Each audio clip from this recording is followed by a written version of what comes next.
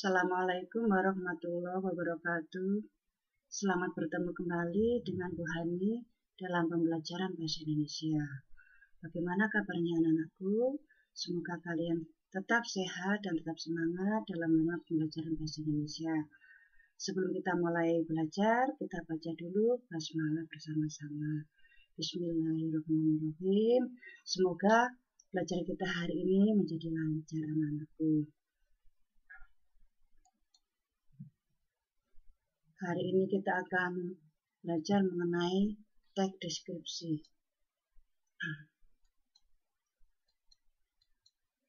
Pengertian dari teks deskripsi yaitu berasal dari kata Latin describer yang berarti menulis tentang atau membeberkan sesuatu.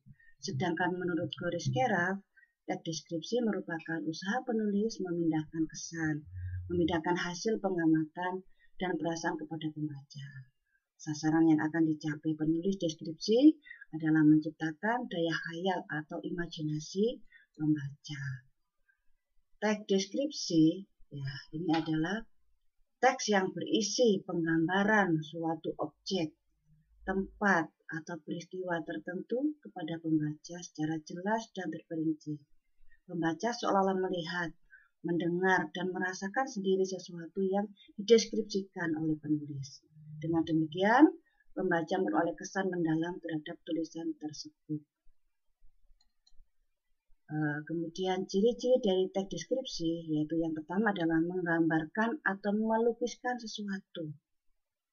Bisa kita menggambarkan suatu objek yaitu keindahan alam, atau kita menggambarkan suatu objek yaitu tentang ayah kita, ayah sebagai panutan tauladan kita, atau kita juga akan menggambarkan objek yang lain yaitu misalnya kucing, seperti itu. Yang kedua, ciri yang kedua adalah melibatkan kesan indera sehingga gambaran objek menjadi jelas. Misalnya kalau keindahan alam, kita tahu di situ misalnya pantai itu indah sekali. Gambaran objeknya di sini adalah ombaknya bergulung-gulung sangat besar sehingga menambah keindahan, dan banyak pepohonan misalnya kelapa seperti itu ya. Itu adalah kesan dari indera penglihatan kita ya. Atau kalau misalnya ayah sebagai panutan, misalnya ayahku punya kumis yang lebat, berambut ikal, itu adalah gambaran indera penglihatan kita ya, seperti itu gambaran objek.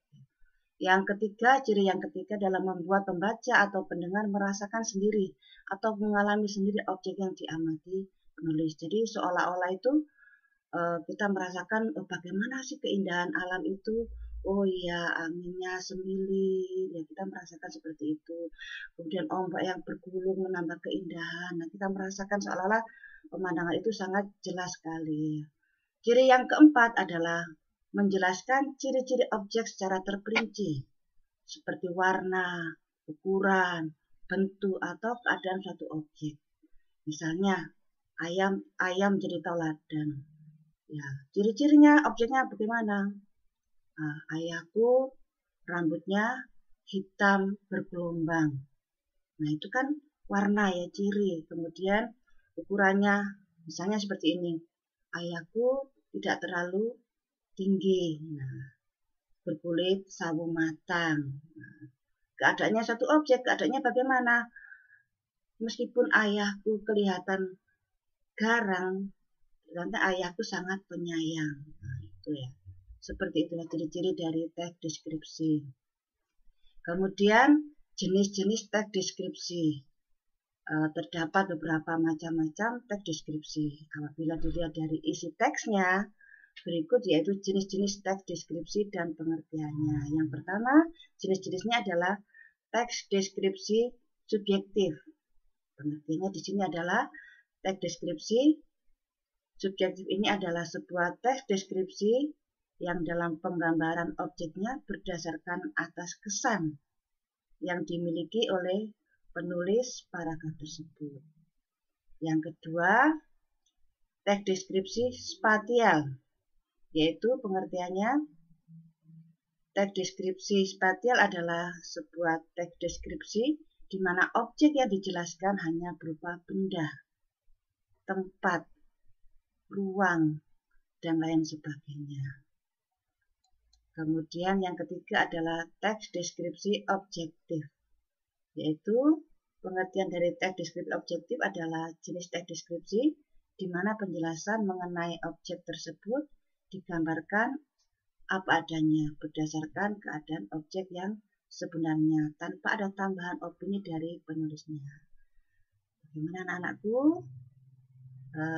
Sudah jelas mengenai pengertian dan ciri-ciri dari teks deskripsi tadi, dan kemudian jenis-jenis tadi sudah paham anak-anakku ya? Semoga kalian sudah paham. Nanti akan Ibu tunjukkan, Ibu berikan contoh dari jenis-jenis teks tersebut. Yang pertama, contoh teks deskripsi subjektif. Misalnya ini contohnya, teks deskripsinya adalah Pak Soleh adalah bakso yang paling enak di kota ini. Baksonya yang terbuat dari daging sapi sangat empuk dan lezat di lidah. Ukurannya cukup besar, tidak seperti ukuran bakso pada umumnya. Biasanya bakso berbentuk bulat, namun bakso Pak Soleh berbentuk segitiga. Tak hanya baksonya saja yang enak, mie-nya pun kenyal dan nikmat karena terbuat dari tepung pilihan. Tambah lagi dengan kuahnya yang sangat nikmat dan gurih, menyatu dengan rasa bakso dan mie. Kuah bakso Pak Soleh terbuat dari bumbu-bumbu warisan keluarga yang sangat dirahasiakan. Itulah mengapa bakso ini cukup banyak penggemarnya. Nah, subjektif di sini adalah, jadi kita itu karena bersifat subjektif, mungkin orang lain akan beda dengan pandangan kita. Tapi menurut kita bakso Pak Soleh di sini adalah sangat enak ya. Kita menjabarkan bagaimana sih enaknya baksonya Pak Soleh di situ ya kan. Jadi mulai dari bentuknya tidak seperti bakso yang lain ya, mungkin lebih besar dan berbentuk segitiga. Biasanya kalau bakso itu kan bulat-bulat seperti itu ya, tapi di sini berbentuk segitiga. Jadi kita mendeskripsikan secara subjektif. Jadi apa yang kita lihat seperti itu ya. Menurut kita itu adalah enak baksonya Pak Soleh. Kemudian yang kedua adalah contoh teks deskripsi spasial. Contohnya seperti ini anak-anak. Kelasku sangat bersih dan nyaman. Ya. Luasnya kira-kira sekitar 6 kali 7 meter dengan dinding tembok berwarna putih dan lantai keramik yang sangat bersih. Kelasku memiliki 35 kursi dan bangku yang terbuat dari kayu. Tepat di depan kelas terdapat 2 buah papan tulis yang sangat besar. Meja guru terlihat sangat rapi dengan balutan alas meja bermotif kembang berwarna biru dengan sebuah vas bunga dan tumpukan buku di atasnya berada di samping papan tulis. Di samping meja guru terdapat sebuah lemari tempat menyimpan peralatan kebersihan seperti sapu, alat pel, dan lap kaca. Tembok kelas kami yang sangat indah dihiasi dengan gambar-gambar presiden dan para pahlawan. Itulah kelasku, kelas yang sangat bersih dan nyaman. Jadi dalam teks deskripsi spasial ini kita menjelaskan suatu objek secara detail. Ya. Misalnya di sini adalah kita menjelaskan mengenai ruang kelas kita. Kita jelaskan mulai luasnya, kemudian warna dindingnya, dinding tembok, lantainya, kemudian kursi dan meja yang ada di kelas kita, bangkunya, kemudian apa saja yang terdapat di dalam kelas itu.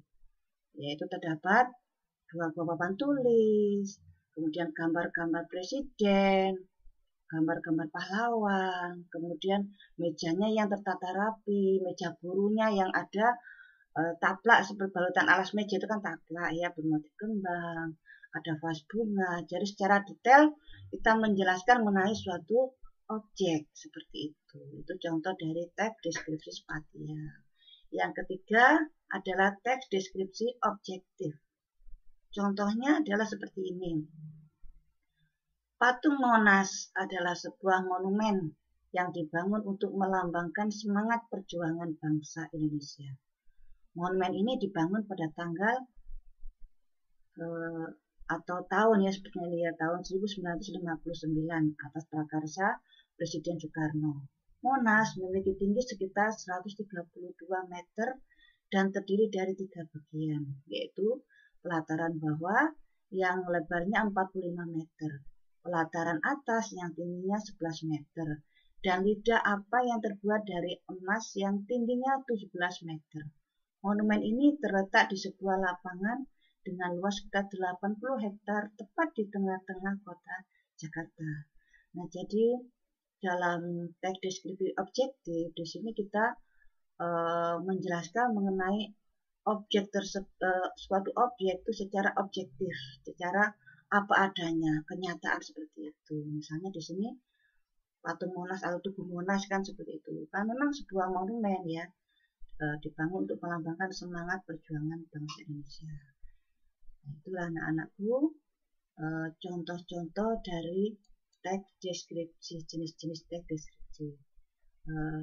Dalam pertemuan nanti selanjutnya kita akan memberikan, Bu Ibu Hani akan memberikan soal-soal membuat teks deskripsi. Semoga kalian nanti tetap semangat dan semoga pembelajaran hari ini kalian paham dan mengerti.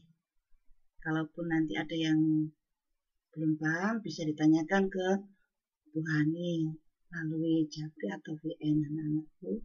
Sampai di sini dulu anak-anakku. Assalamualaikum warahmatullahi wabarakatuh.